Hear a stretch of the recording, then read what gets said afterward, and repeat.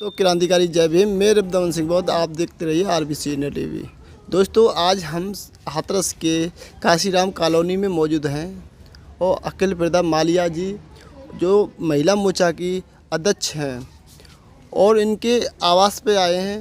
इनसे भी बात करेंगे आज़ाद समाज पार्टी को लेकर, भीम आर्मी को लेकर और बड़े मुद्दे को आज रूबरू करवाएंगे आपको, क्योंकि एक मुस्लिम समाज की सीमा हैदर पाकिस्तान से आज हिंदुस्तान की भाभी बनी हुई हैं।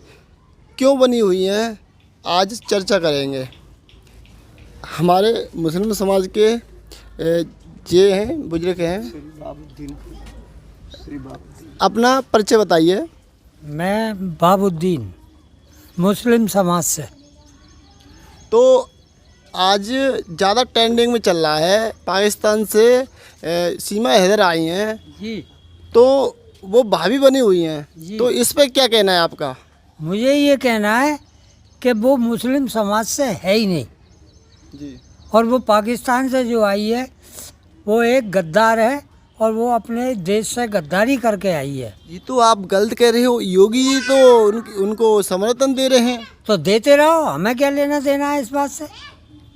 हमें इस बात से कोई लेना देना है नहीं है।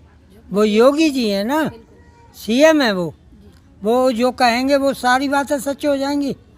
भाई अगर वो मुस्लिम समाज से हैं तो कुछ अपना ऐसा परिचय दें जिससे कि साबित हो जाए कि ये मुस्लिम है। कलमा पढ़ के सुनाएं, कोई कुरान की आयत पढ़ के सुनाएं। नहीं, कहती हैं वो पहले मुस्लिम समाज थी, अब वो हिंदुस्तान में आ गई तो उन्होंने हिंदू धर्म अपना लिया है। अब अगर हिंदुस्तान से चली जाएं किसी अंग्रेज़ी देश में तो वहाँ अंग्रेज़ बन जाएंगी। मैं तो ये कहता हूँ वो एक गद्दार है और उसने अपने देश के संग गद्दारी की है। वो हमारे देश के संग कभी भला नहीं कर सकती। अब एक सवाल मेरा है जी, मुस्लिम समाज में क्या ज़्यादा किस चीज़ की अहमियत होती है? ईमान की अहमियत होती है, अपने देश की अहमियत होती है। अपने देश के संग ऐसा करके दिखाओ जैसे हमारे भाई अब्दुल हमीद ने किया था। तो उसने तो प्यार किया है हिंदुस्तान वालों से, तो वो फिर प्यार करती रहे। भाई आज इससे प्यार किया है, कल किसी और से करेगी। उसने हैदर को छोड़ दिया, किसी दिन सचिन को छोड़ देगी, क्योंकि वो प्यार ही जो करेगी। नहीं, वो तो प्यार नहीं करता था उसका पति। कैसे मालूम है प्यार नहीं करता? ये बच्चे कहाँ से आए? नहीं, बच्चे की तो कोई बात नहीं है, कभी क्या कभी मशीन से हो जाते हैं क्या बच्चे? कोई बात कैसे नहीं है, बच्चे आए कहाँ से? अब इस बात पे ज़्यादा चर्चा चल रही है। सीमा हैदर हैं, अब वो हिंदुस्तान में आके तो वो ज़्यादा अब पॉपुलर हो गई हैं। वो कोई जासूस है और आप किस उससे कह रहे हो? हम इस बात से कह रहे हैं कि भाई इतनी बड़ी रिस्क लेने की क्या ज़रूरत है उसको? मकान भी बेच दिया, बच्चों को लेके भाग आई, अपने पति को हैदर को छोड़ के आई। क्यों आई? कि प्यार है, मुझे प्यार है। इससे क्या मतलब है कि प्यार है? अब आपका क्या मानना है, उन पे सीबीआई जांच होनी चाहिए या? बिल्कुल होनी चाहिए, सही मायने में, बिल्कुल सही मायने में होनी चाहिए जी। और कलमा कहते हैं मुस्लिम समाज के, तो उस पर क्या कहना है आपका? भाई कोई प्रूफ दो ना इस बात का कि मैं मुस्लिम हूँ। नहीं, जानती है, वो कहती है मैं मुस्लिम समाज की हूँ और मैं कलमा इसलिए नहीं ले रही हूँ, अब मैंने हिंदू धर्म अपना लिया इसलिए कह रही हूँ। तो हमको तो ये है कि सुना के बता दे। आप सुना दो, इस बात पर फिर चर्चा चलेगी। दोस्तों, आपका क्या कहना है? जो आज़ाद समाज पार्टी ठीक है और वर्तमान में या बीजेपी चल रही है, तो इस पे क्या कहना है आपको? और जो इन्होंने कहा है वो ही हमको कहना है, हमें तो कुछ पता ही नहीं है। क्या कहना है? बीजेपी तो आपके लिए बहुत काम कर रही है। क्या कर रही है? गलत काम कर रही है। बीजेपी किसका भला कर रही है? सारे गलत काम कर रही है। क्यों गलत कर रही है? आपको अनाज दे रही है फ्री में, आपको आवास दिया है फ्री में, तो बताइए आवाज़ दिया है, कौन सा आवाज़ दिया है? कितना अनाज दे रही है? 5 किलो दे रही है, नहीं तो 2 किलो। और आपके बच्चों को भी तो दरिया दे रही है। कहाँ? अरे 2 किलो वो दे रही है, पूरा कहाँ दे रहे हैं? और मिर्च मसाला दे रही है, उसके भी पैसे ले रहे हैं। तो ये तो बाजार में ही मिलता है। अरे नहीं, वो तो बहुत कुछ कर रही है, गरीबों को लिए बहुत कर रही है वो। हमारे लिए क्या करा है? अब आपको यूँ बताइए, पहले बीजेपी ठीक है या और पार्टी चेंज करोगे? आप किसकी सरकार लाना चाहेंगे? हमारे हाथ में हो तो हम कुछ करें, हमारे हाथ में तो कुछ है ही नहीं। बाबा साहब भीमराव अम्बेडकर ने आपको जो अधिकार दिया है, किसी को अधिकार नहीं है। वोट बैंक है, वो वोट से दूसरे की किस्मत चमका देते हो तुम 5 साल के लिए। तो आप वोट अच्छे व्यक्ति को दो ना। वोट है। अंकल जी हैं अखिल प्रताप मालिया जी के पिताजी, हम इनसे कुछ चर्चा करेंगे खास। आपका स्वागत है हमारे चैनल में।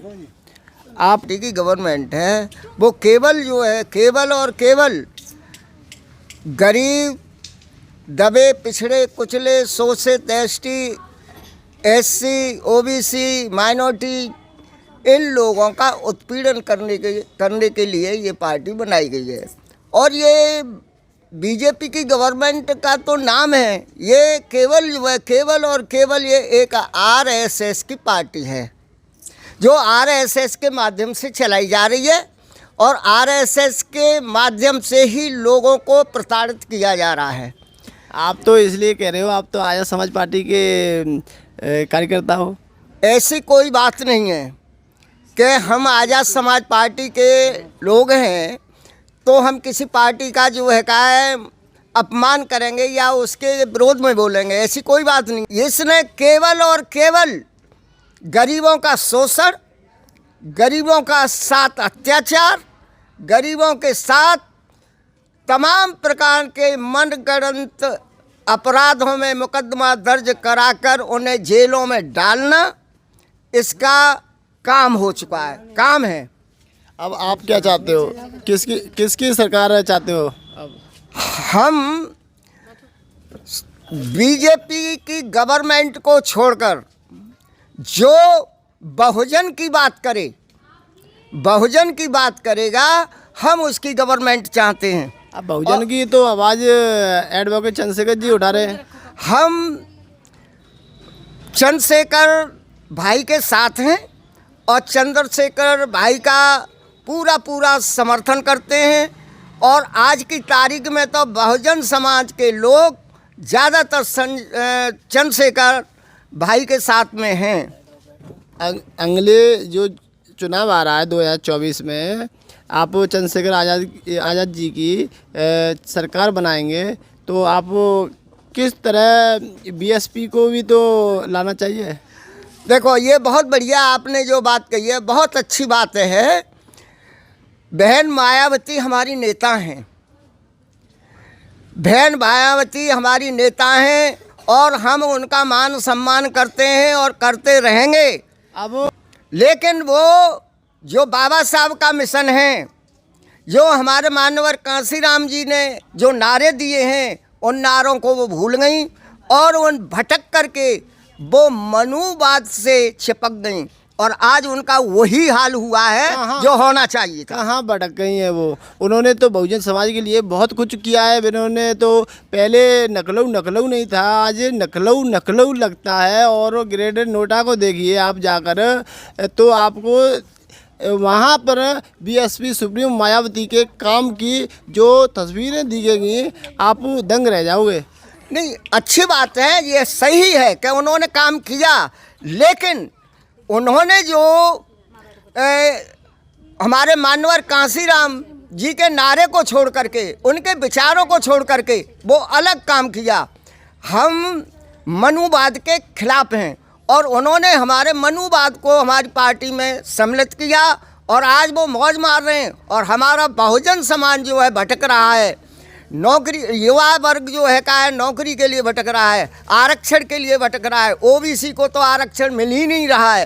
ये समझे, विशेष स्तर ये है कि अगर हमारी ये इच्छा है और सभी बहुजन समाज चाहते हैं कि हमारे मानवर भाई चंद्रशेखर आज़ाद जी और माननीय पूर्व मुख्यमंत्री मायावती जी अगर एक साथ हो जाएं तो शायद वो भारत सरकार बना करके तैयार कर देंगे और हमारी गवर्नमेंट आएगी।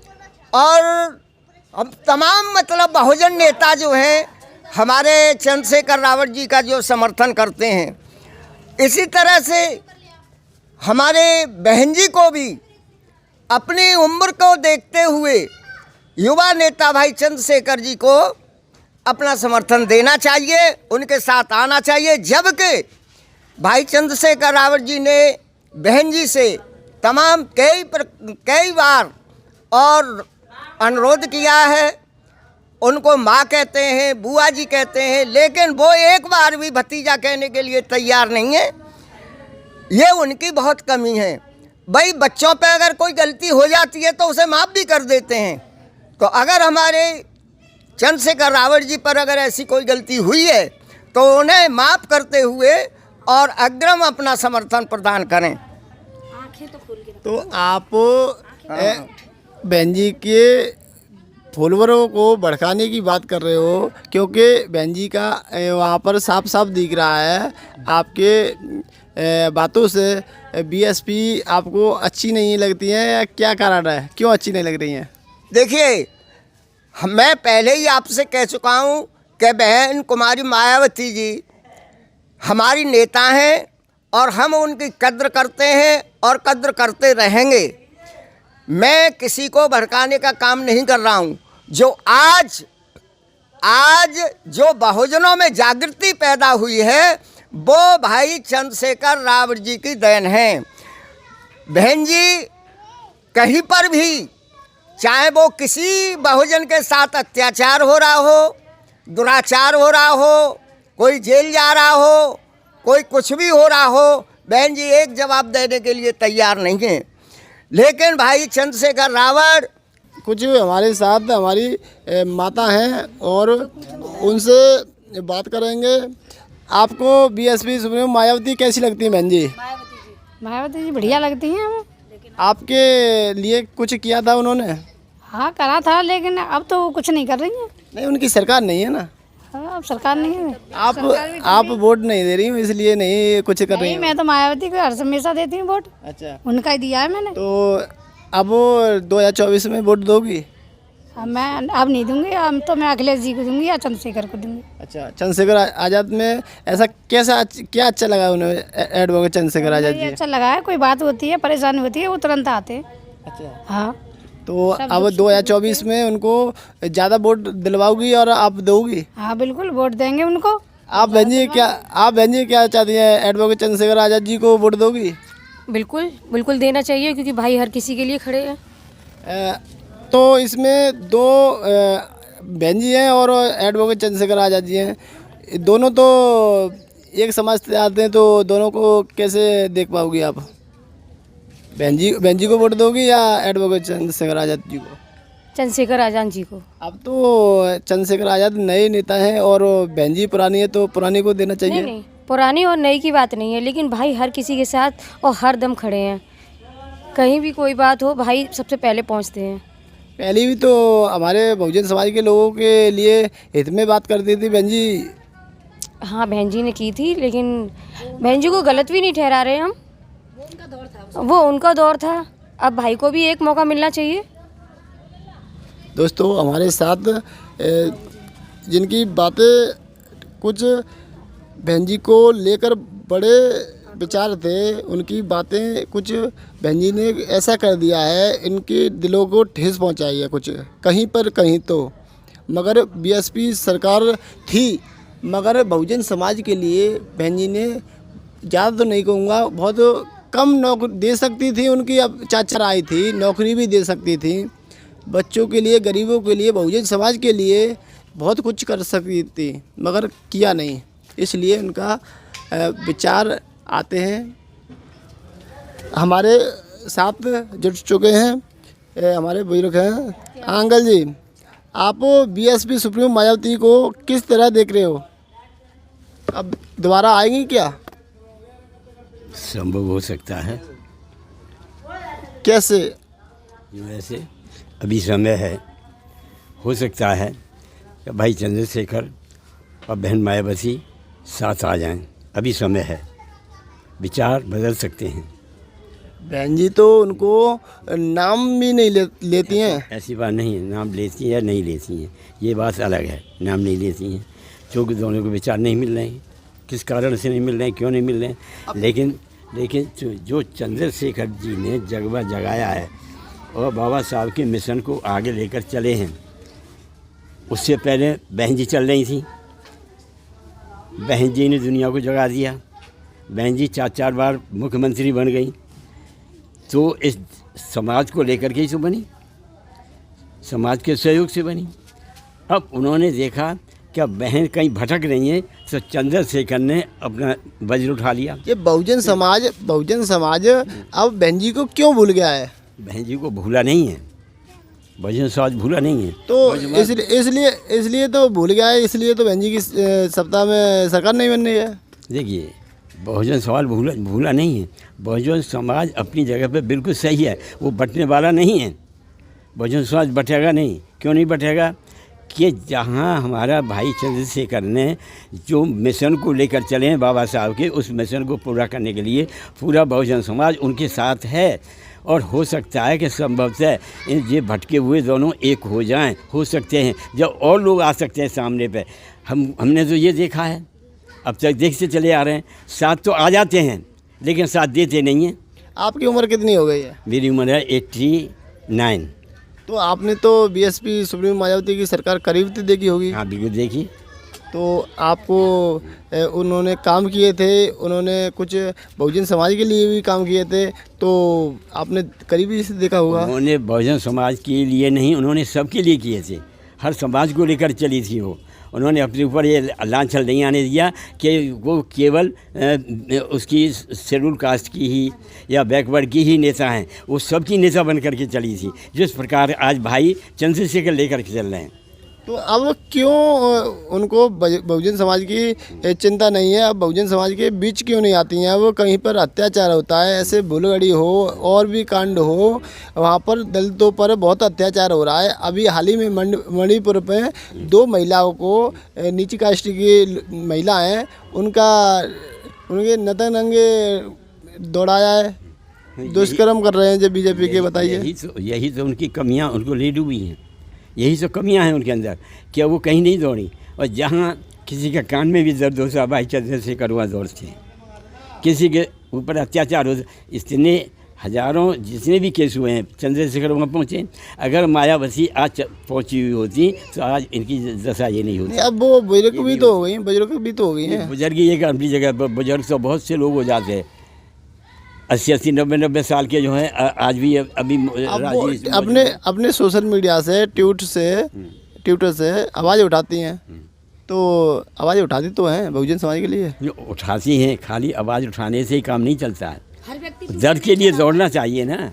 खाली कमरे में बैठ कर के हम बात कर लें, उससे कुछ नहीं चलेगा। अब 2024 में अब चंद्रशेखर आज़ाद जी की सरकार बननी चाहिए या बहन जी की बननी चाहिए? देखिए, हम तो कह रहे हैं चंद्रशेखर आज़ाद और बहन जी दोनों एक हो जाएं, तो चंद्रशेखर की नहीं बल्कि इस देश में आज़ाद बन सकती है। इस देश में आज़ाद बन सकती है चंद्रशेखर के नेतृत्व में।